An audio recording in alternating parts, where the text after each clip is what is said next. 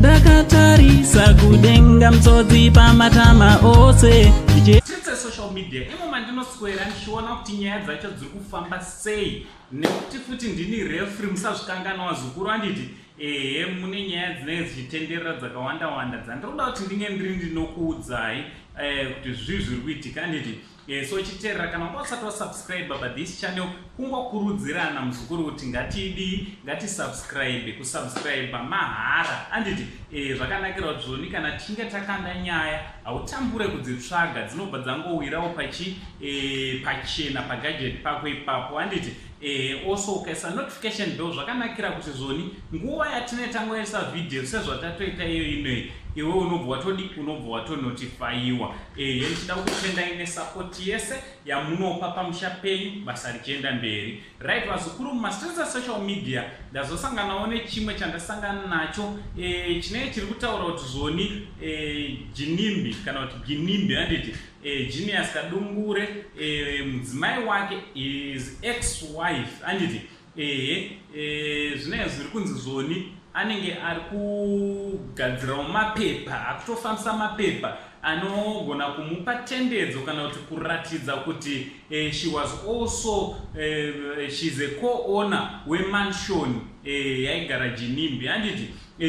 Zvinogona kuzokonzeresa kuti zvoni mhuri yekwakadungure inge iri inoshayiwawo chekubata kana pari paimba yaGinimbi handiti.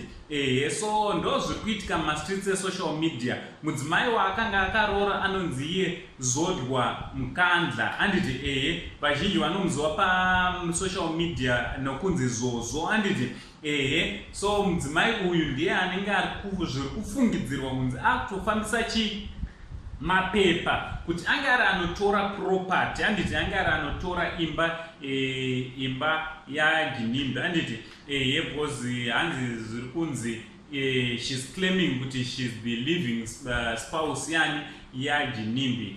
Though panga pasina hapasi kubuda pachena kuti vakanga vane muchato here, nekuti sekuziva kwenyu kuti kana pane muchato hazvinetse, zvinenge zviri pachena kuti property inosara nani neanenge asara anditi wakachata naye. So hatisi kuziva kuti zvichafamba sei nyaya dzachona zvadzanzi dzatokandwa kumatare.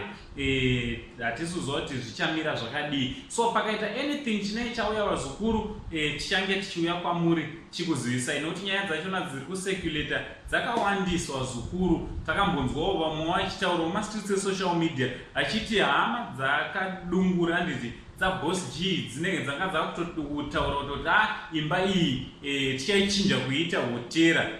Nyaya dzacho dziri kungotendera dzakawanda wanda. So unobva watoshayiwa kutoti zvichange zvakamira zvakadii mangwana. Ndo update yandangondiuya zokuzivisai vazukuru naUncle Saint, the only Zimbabwean uncle. Tichibva tati much love.